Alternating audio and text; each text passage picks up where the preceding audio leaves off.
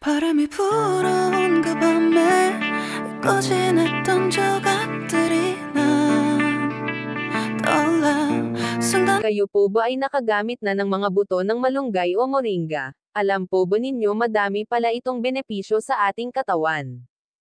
Ang mga pakinabang ng puno ng moringa ay kilala bilang mahimalang punong kahoy dahil sa maraming benepisyo nito sa mga tao, tulad ng magic sa katawan kung ginamit, lalo na dahil ang lahat ng bahagi nito ay ginagamit kung ito ay mga dahon, buto, stems o mga ugat.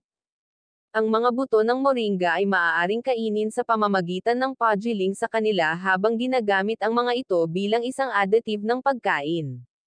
Maaari din silang umakyat, kainin, o inihaw bilang mga mani, at ginusto ng ilang tao na kainin sila. Mga benepisyo ng mga buto ng moringa.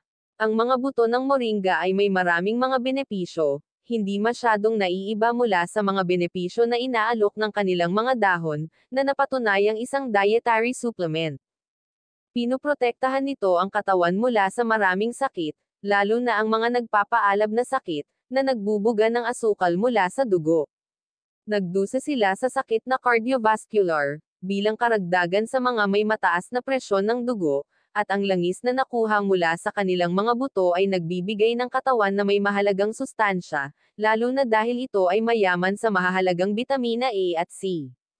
Bukod pa rito, ito ay gumagana sa balanse ng cholesterol sa katawan ng tao, pati na rin ito ay mayaman sa omega-3 at omega-6, at epektibong mag-ambag upang mabawasan ang timbang, kaya pinapayuhan ng ilang mga espesyalista ang paggamit ng mga butong ito sa araw-araw upang mapanatili ang lakas ng liksi at kalusugan.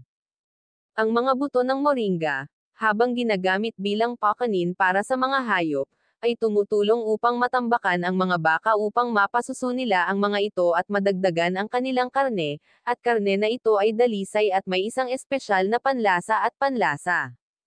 Bilang karagdagan, ang mga binhi na ito ay nagtatrabaho upang mapataas ang gatas sa mga hayop. Humigit kumulang sa 10 kilo araw-araw, at pagkatapos na makuha ang mga buto ng moringa, ito ay naging humigit kumulang na 16 na kilo.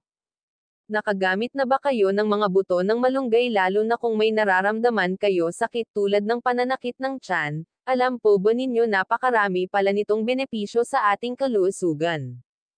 Ang mga buto ng puno na ito ay naglalaman ng komposisyon nito ng 38% ng langis, at ang langis na ito ay may mga antimicrobial properties, na makapal langis, walang lasa at kung ito ay nag-burn ito ay hindi gumagawa ng anumang usok.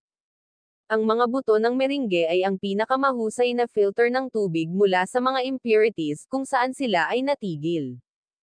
Ito ay sumisira sa labo. Ito ay dahil sa ang pagbabawas ng mga buto nito sa isang mad-ulash na substansya. Sa makatuwid, ang lahat ng mga sangkap na humantong sa labo ay maaaring pagsamahin ang tubig upang maging dalisay at malinis para sa paggamit at pag-inom rin. Ang mga binhing ito sa halip na mga kemikal sa pagdalisay, at marami sa bansa ang gumamit ng mga binhing ito para sa paglilinis ng kanilang mga sakit sa katawan. Ngayon alam na po natin na kahalagahan ng bunga ng malunggay kaya wag natin itapon ang mga ito. Muli wag po kalimutan pakibahagi sa mga kaibigan kakilala o kamag-anak. Have a nice day everyone.